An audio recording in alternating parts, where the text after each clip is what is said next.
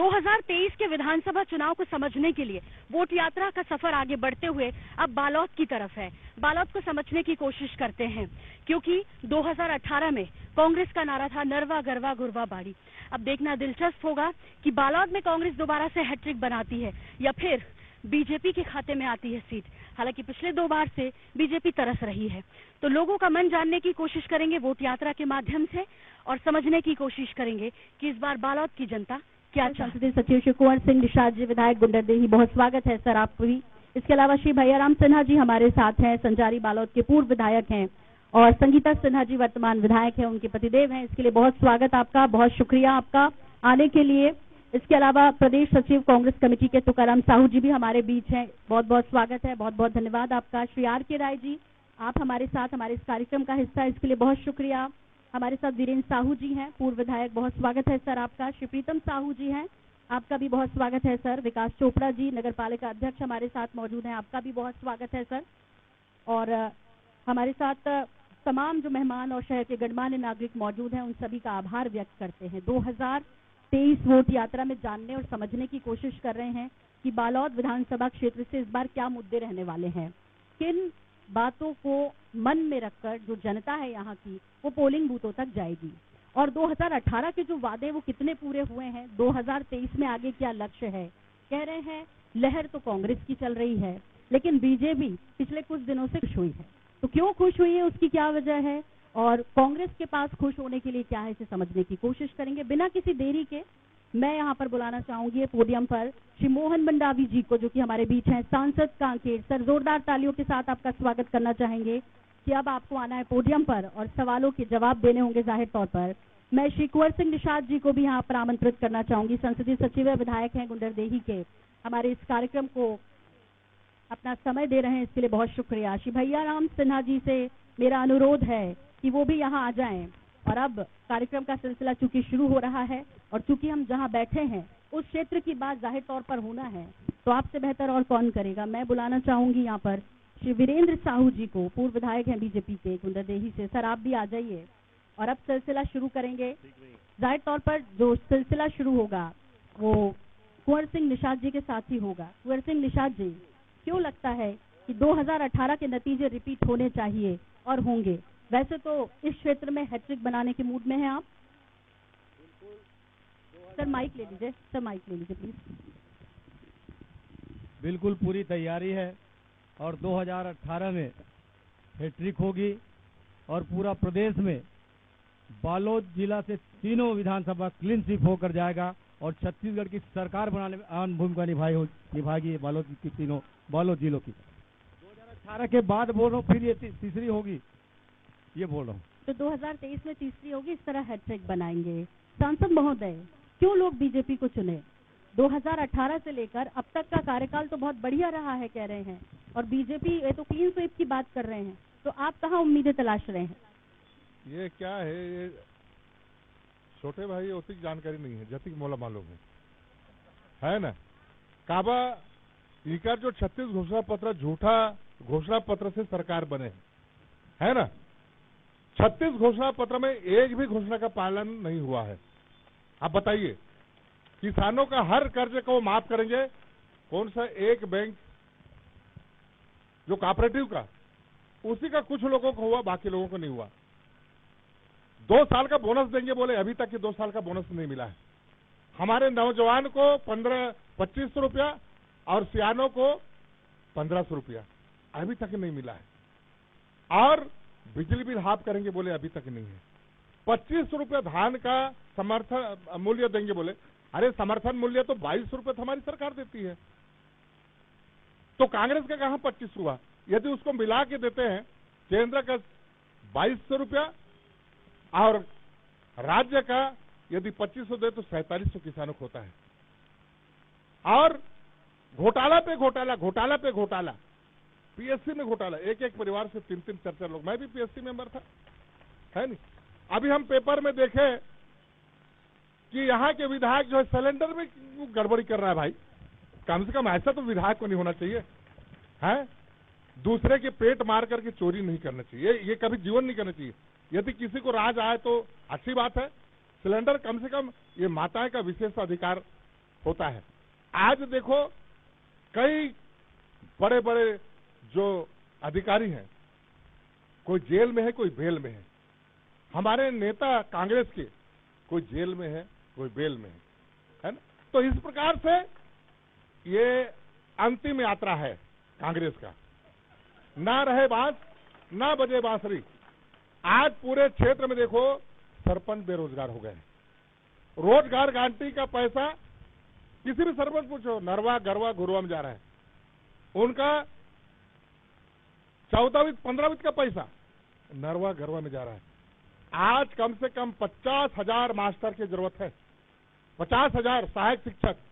पूरा स्कूल जो है खाली पड़ गया है। और हमारे जो स्कूल को प्राइवेट करने का बड़ा षड्यंत्र चल रहा है, आत्मानंद कर रहा है। और जो रेगुलर टीचर दर दर ठोकर खा रहे हैं। कहां भर्ती हो रहा है बताओ? 10 लाख लोगों को घोषणा पत्र में 10 लाख लोगों को रोजगार। शराब पर प्रतिबंध की बात कहे, शराब पे कोई प्रतिबंध नहीं लगा, बल्कि आदिवासी को उल्टा बदनाम करते हैं कि आदिवासी संस्कृति। अरे आदिवासी की संस्कृति नहीं है, आदिवासी दवाई के रूप में लेता है और कलार घर के दारू का ही उपयोग करता है। और छत्तीसगढ़ में मेरे जैसे आदिवासी समाज के जिला से लेकर के राष्ट्रीय स्तर तक के पदों में कोई नहीं रहा। जितना रीति नीति मैं जानता हूं, हम लोग दवाई का उपयोग करते थे। एक चुनिया होती थी छोटी से, उसमें देते थे। और आज हमारे छत्तीसगढ़ कर्ज में डूब गया। 1,00,000 करोड़ कर्ज हो गया। हमारी सरकार थी, अब देखिए 15 साल में 22,000 करोड़ कर्ज में थे और आज 1,00,000 करोड़ ये छत्तीसगढ़ जो है पूरा कर्ज में डूब गया। इसलिए हम कहते हैं ये कांग्रेस का अंतिम पड़ाव है। इसके बाद कांग्रेस नाम का चीज छत्तीसगढ़ में कम से कम नहीं है। ठीक है मोहन जी, अभी आपने कहा कुछ जेल में कुछ बेल में, लेकिन मुख्यमंत्री भूपेश बघेल तो कह रहे हैं आप लोग प्रेशर बना रहे हैं, आप लोग दबाव बना रहे हैं, हम लेकिन दबाव में आने वाले नहीं है। देखो ये ईडी स्वतंत्र संस्था है ना, इसमें हमारा कोई हस्तक्षेप नहीं होता। हाँ, ये स्वतंत्र संस्था है ना। जिस प्रकार से हाई कोर्ट है, सुप्रीम कोर्ट है, इस प्रकार से ये स्वतंत्र संस्था है। जो गलत है उसको कार्रवाई करते हैं, कोई अनावश्यक किसी को फंसाने का काम नहीं करते। चलिए कुंवर निषाद जी जल्दी से इसका जवाब चाहेंगे। मन बहलाने के लिए गालिब ख्याल बहुत अच्छा है। मैं माननीय मंडावी जी से कहना चाहूंगा कि अभी तक हमने देखा है कि नरेंद्र मोदी जी के 3 दवाई ईडी, आईटी और सीबीआई है, ये केवल उपयोग कर रही है और दुरुपयोग भी कर रही है। जो छत्तीसगढ़ में अब अपना घर बसा लिए, बच्चों के एडमिशन भी यहाँ करवा लिए ईडी वाले, ये लगातार जो बातें आ रही हैं। और माननीय जी ने कहा है कि स्कूल की स्तर की बात, तो हर गरीब के बच्चे का सपना होता है तो उनके बच्चे भी अंग्रेजी माध्यम के स्कूल में पढ़ें। इनके समय में जो व्यावसायीकरण हुआ था शिक्षा का, बड़े बड़े उद्योगपति के जो प्राइवेट स्कूल खुले थे, निजी संस्थान खुले थे, आज आत्मानंद खुलने से लगभग वो बंद हो रहे हैं। बच्चे जो आज पढ़ रहे हैं, आज वो बच्चे निकलकर एक चाय बेचने वाले, एक सब्जी बेचने वाले के बच्चे आज अंग्रेजी बोल रहे हैं, तो इनको तो पचेगा नहीं। और रहे बात स्कूल की बात करते, इसके समय देखिए कितने स्कूल बंद हुए थे, आज उन स्कूलों को भी सरकार ने खोलने का काम किया है। और 15 साल में ये जो नियुक्ति नहीं कर पाए, उससे कहीं ज्यादा नियुक्ति भी सरकार ने की है और लगातार उसकी प्रक्रिया चलेगी। ये विकास के काम की बात करते हैं। और सबसे बड़ी बात यह है कि विकास जो 15 साल तक इन्होंने जो नहीं कर पाए थे, चाहे वो धान की खरीदी की बात बोलते हैं, मोदी जी आते झूठ बोल के चले गए कि हम लोग खरीदते हैं। अगर खरीदते हैं तो फिर उत्तर प्रदेश और बिहार में क्यों समर्थन में 2122 रुपए में क्यों नहीं खरीदते, 13-14 रुपए में धान खरीदते? ऐसा झूठ बोलना सार्वजनिक जगह शोभा नहीं देता। और आज जो भूपेश बघेल की सरकार ने किया है, किसानों को उसका अधिकार मिला है। हमने किसानों को देकर कोई एहसान नहीं किया, उनका अधिकार था, उसको अधिकार देने का काम किया है तो भूपेश बघेल की सरकार ने की है ये। और आज भी बोलते हैं, आज हमने 2640, 2660 नवंबर में खरीदी होगी माननीय मोहन मंडावी जी, 2800 से 29 रुपए भी जाएगा, ये आपको हम विश्वास दिलाते हैं। चलिए वीरेंद्र जी, क्या काउंटर है इसका, क्या इसकी तैयारी आप लोगों ने की है कि 2023 में कैसे जवाब देंगे इस धान के समर्थन मूल्य को लेकर?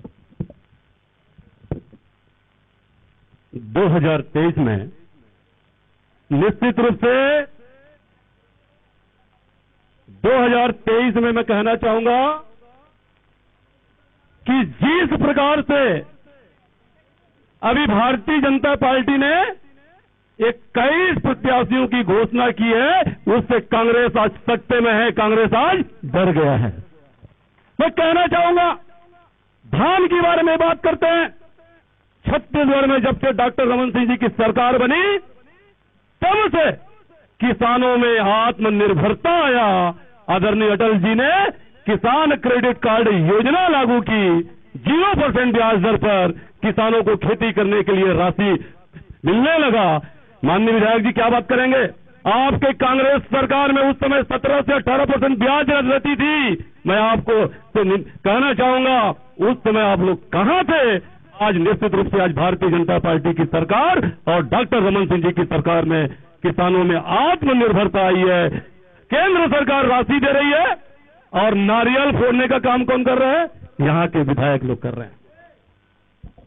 चलिए वीरेंद्र, इसी में जवाब वो 28 कहने कह रहे हैं कि देंगे समर्थन मूल्य। 28 को बात कर रहे हैं, हम 3000 से भी ज्यादा देने वाले हैं।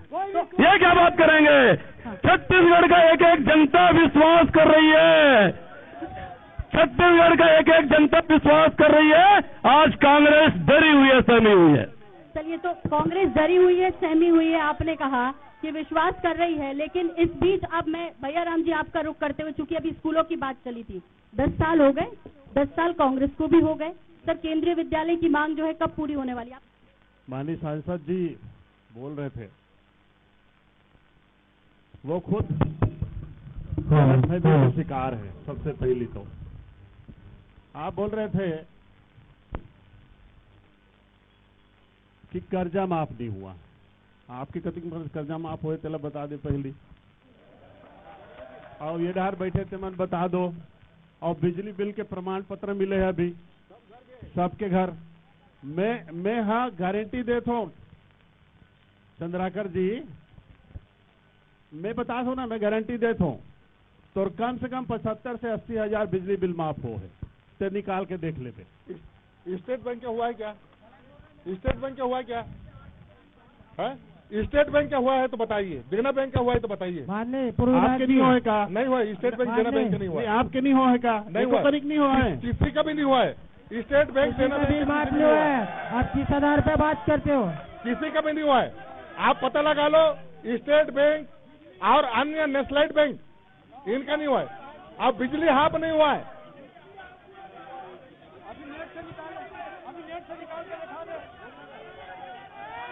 बिजली बिल हाफ नहीं हुआ है। आप आंकड़े निकाल लीजिए माननीय विधायक जी।